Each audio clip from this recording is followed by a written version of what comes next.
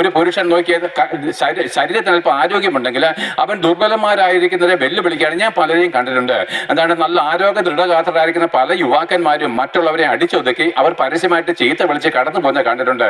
എന്നാൽ അതിനെപ്പറ്റി ഒരു കാര്യം കൂടെ ഞാൻ പറയാം. ഏതൊരു മനുഷ്യൻ തന്റെ ശരീരത്തിന്റെ ശക്തിയിൽ അഹങ്കരിക്കുന്നുവോ അവസാനം നിന്റെ ശരീരം നിനക്ക് ഭാരമായിട്ട് തരും. തളർന്നും ഒടിഞ്ഞും എന്താണ് നിനക്കതൊരു നിന്നയായിട്ട് തീരുന്ന അനുഭവം വരും. അത് നിങ്ങളും കണ്ടിട്ടുണ്ട്. പ്രിയപ്പെട്ടവരെ, ദൈവം നിനക്ക് തന്ന ആരോഗ്യം ദൈവത്തിന്റെ മഹത്വത്തിനായിട്ടാണ് ഉപയോഗിക്കേണ്ടത്. ചില സമ്പന്നന്മാരെ ഞാൻ കണ്ടിട്ടുണ്ട്.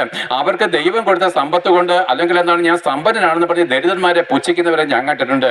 അതേ പ്രിയപ്പെട്ട, ഒരു നേരത്തെ ഭക്ഷണമില്ലാതെ വലഞ്ഞവർക്ക് ഒരു 10 രൂപ കൊടുത്തിട്ടുണ്ടെങ്കിൽ രാവിലെയും വൈകിട്ടും കയറി ഇറങ്ങി ലക്ഷക്കണക്കിന് രൂപ സ്വന്തമായിട്ടുള്ളവന് ആ 10 രൂപയ്ക്ക് വേണ്ടിയിട്ട് വീട്ടുകാരെ അസ്വസ്ഥപ്പെടുന്ന ക്രിസ്ത്യാനികളെ ഞാൻ കണ്ടിട്ടുണ്ട്. പ്രിയപ്പെട്ടവരെ, നിങ്ങൾ ആരെങ്കിലും അങ്ങനെയാണെങ്കിൽ ലജ്ജിക്കണം. അതിനുവേണ്ടി പറയുകയാണ്. അപ്പോൾ ദൈവം തന്നെ സമ്പത്ത് കൊണ്ട് നീ അഹങ്കരിക്കുന്നുവെങ്കിൽ അതിനകത്ത് ദൈവത്തിനൊരു പ്രാധാന്യമുണ്ട്. എന്നാണ്, ഞാൻ നിനക്ക് തന്ന സമ്പത്ത് കൊണ്ട് നീ തുല്യത ഉണ്ടാക്കണം. ഇല്ലാത്തവർക്ക് നീ നൽകി കൊടുക്കണം. ആരോഗ്യമുള്ളവൻ ആരോഗ്യമില്ലാത്തവരെ ബലഹീനരെ താങ്ങണം. പ്രിയപ്പെട്ടവരെ, അതേ, കരുണയില്ലാത്തവർക്ക് കരുണയില്ലാത്ത ന്യായവിധി ഉണ്ടാകും. കരുണയുള്ളവർ ഭാഗ്യവാന്മാർ, അവർക്ക് കരുണ ലഭിക്കും.